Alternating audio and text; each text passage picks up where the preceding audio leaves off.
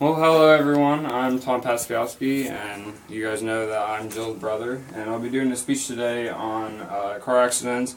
Had a lot of experience with that. So the first thing I'm going to talk about is speeding.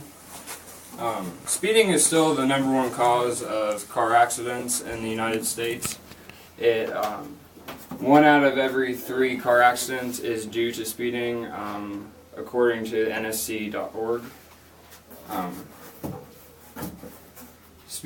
Speeding costs about $40 billion per year for the United States. So as you can imagine, it's still a very expensive thing, and it's something that can be easily, you could easily not do it with a little bit of, with cruise control, with just a little bit of self-responsibility to not drive as fast. I mean, we all have the problem of speeding, and it's a hard thing not to do when the speed limit is 35, and obviously you feel like you can go 45, but we gotta try and not do that.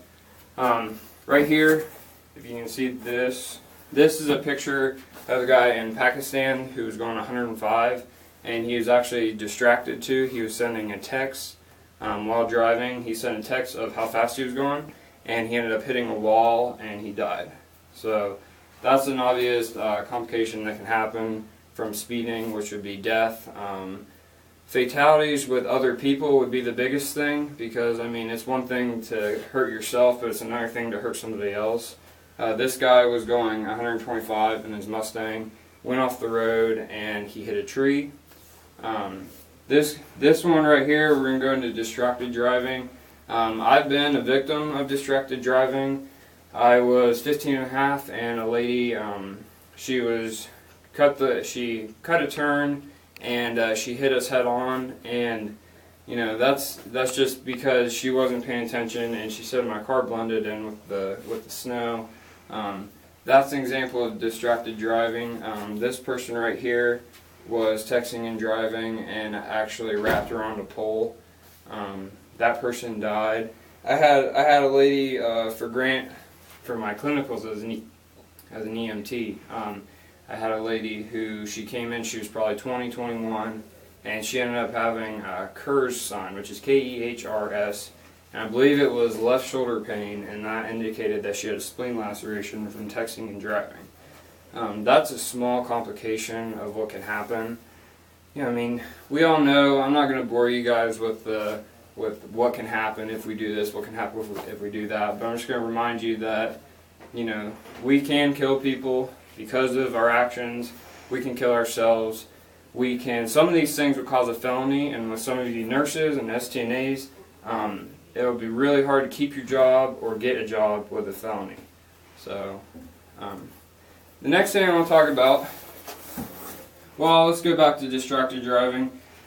To just put this in perspective, it takes about 4.6 seconds to send a text. That's equivalent to driving a football field. So imagine driving 100 yards while not looking at the road. That's just, I mean, I personally can't drive that far without looking at the road, so I figure most people can't. Another thing is, according to distractedgov.gov, 660,000 people are using electronic devices while driving.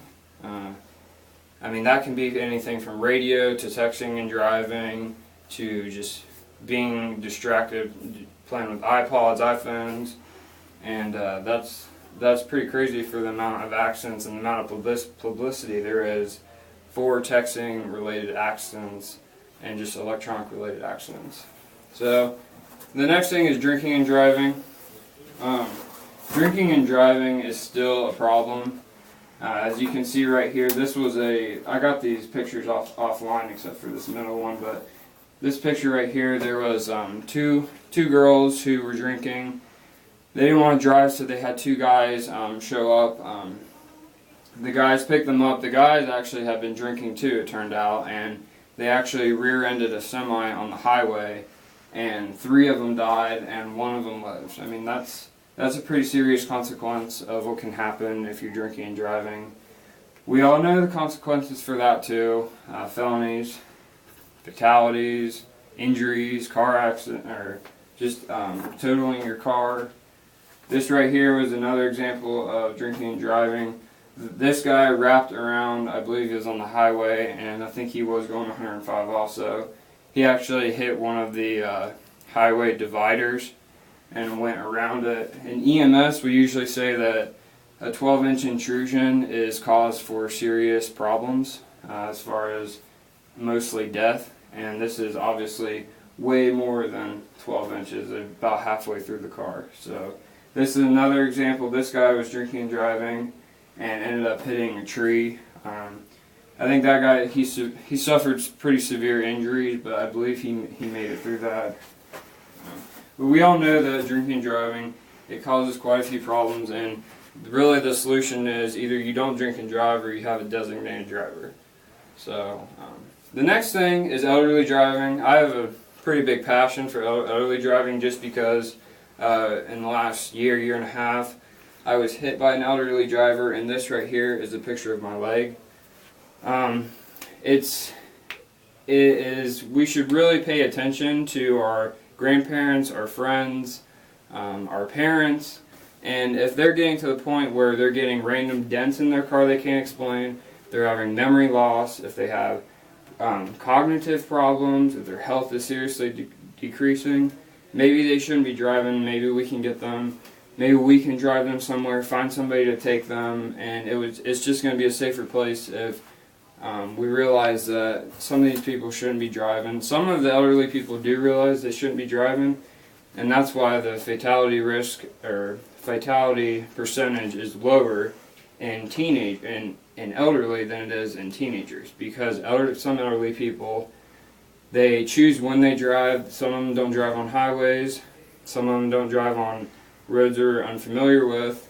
Those are just examples of some of the things they do, but there's still a high percentage of fatalities and accidents due to elderly drivers. This right here, I mean, it's a pretty common thing as far as mistaking gas in the brake, but this is an old elderly woman who went over the side of a embankment or wall type thing, and maybe she probably should have had somebody tell her, you probably shouldn't be driving. Or a lot of these people, they don't want to give up driving, but if they get a view of what can actually happen, it might help them change their mind.